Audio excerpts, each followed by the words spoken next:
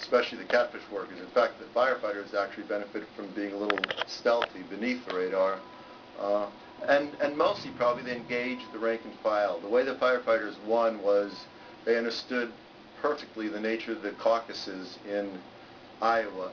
They knew that bringing in out of town, teams just drove in 18-wheelers and made a lot of fanfare, but the firefighters realized that on caucus night only Iowans could make a difference, could attend caucuses.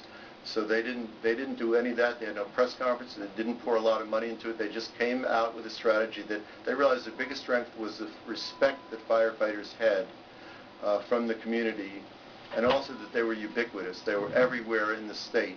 And that's important because if you don't get 15% of the vote at a given caucus site in Iowa, you get no delegates. So Dine did well near university towns. Gephardt did well near factory towns. The firefighters understood that because fires being what they are, firefighters are everywhere, and they knew that everywhere they were, they could get at least 15%. And then secondly, they knew that when any opponent didn't meet the 15%, they were there ready to snatch them up. And we can talk more about how they did that. Meanwhile, in Mississippi, on the Delta, one of the poorest parts of the country where the civil rights movement had basically passed by 30, 40, 50 years ago,